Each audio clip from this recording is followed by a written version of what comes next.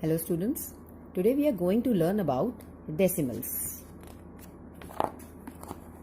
Now we have already studied about fractions in our previous chapter. So now let's look at some interesting fractions. Students, fractions are sometimes represented in decimals. Now first of all, let's understand what is a decimal fraction.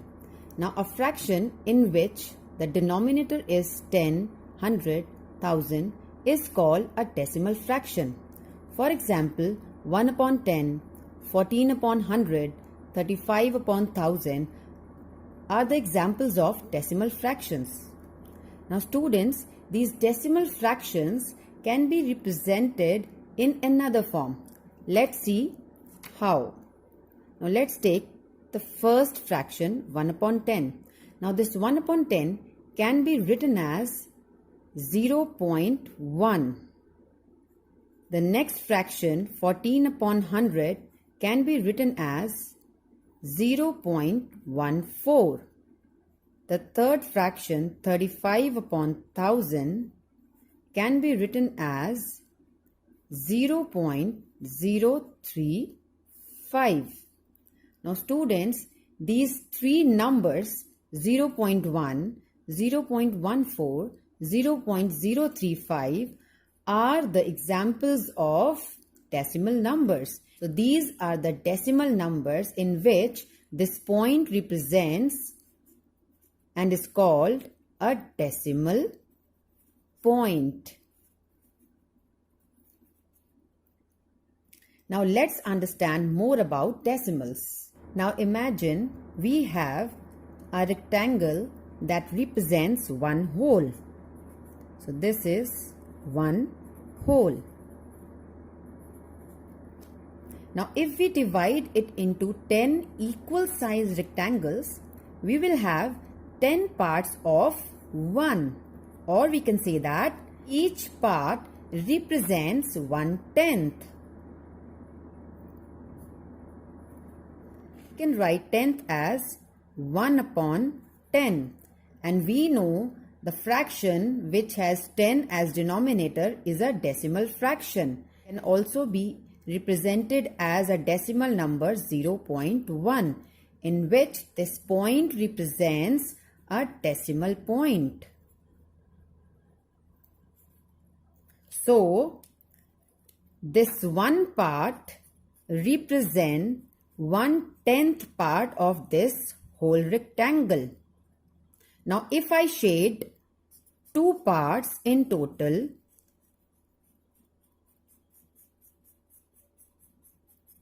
so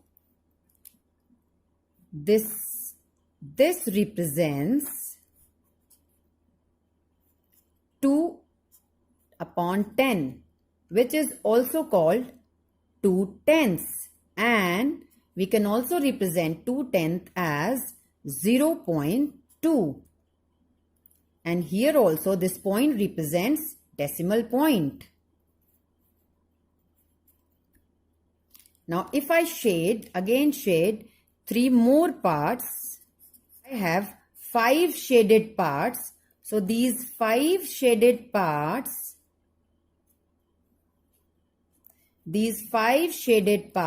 represents 5 out of 10. That means 5 upon 10. And we can write 5 upon 10, which is again a decimal fraction, as we can also represent it as 0.5. And it is also the half of 1, and we can write it as 1/2. So children, 10th means when we divide one whole in 10 equal parts, each part represents 1/10 of a whole. When we have decimal fractions with 10 as denominator, then we have only one digit after decimal point. In this example also, we have 10 as denominator and we have one digit after the decimal point. Now if we divide those rectangles into 10 smaller rectangles, then we have 10 times 10 or 100 parts of 1, or we can say 100th. So each part will represent 100th, and we write it as 1 upon 100. So if I shade one part out of these 100 parts, so this one part represents 1 upon 100, or we can say 1/100th.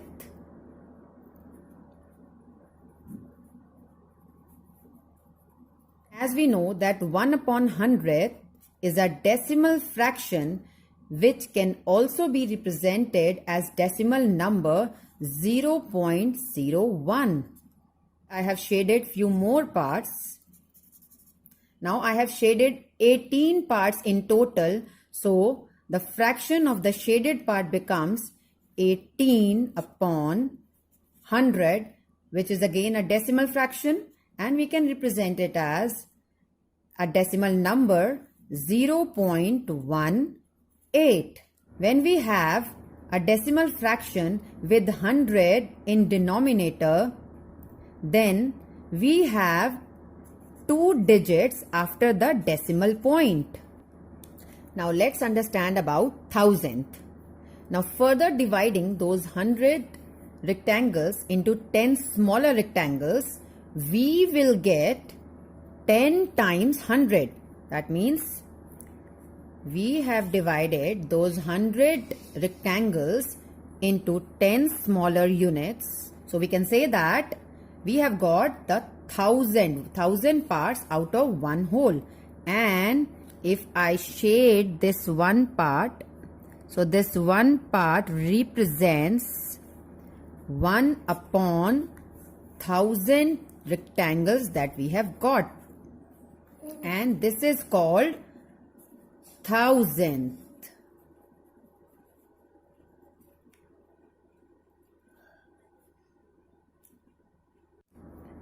So each part represents 1 upon 1000, or we can say thousandth, which is written as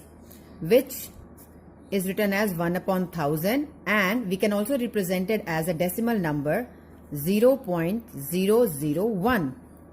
Now students, if I shade few more parts in it, so this will give me, I have shaded 10 parts out of these 1000 parts. Fraction of this whole rectangle, this whole shaded part becomes 10 upon 1000, which can be written as 0.010.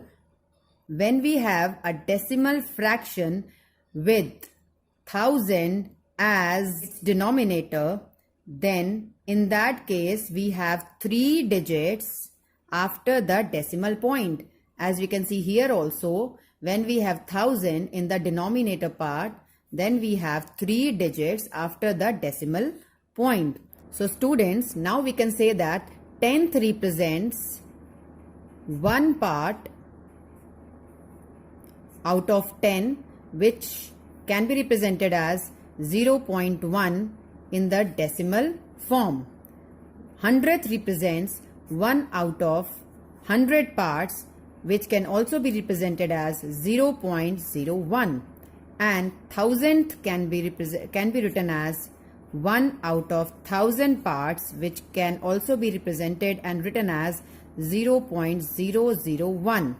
We can represent decimal fractions in decimal form also, and when we have 10 as our denominator, then we will have 1 digit after the decimal point. When we have 100 as our denominator in the decimal fraction, then we will have 2 digits after the decimal point.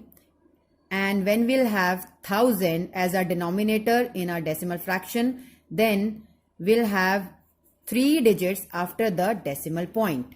So students, I hope that you have understood the concept of 10th, 100th and 1000th, which are the units of the decimal part in a decimal number. So bye for now and keep practicing.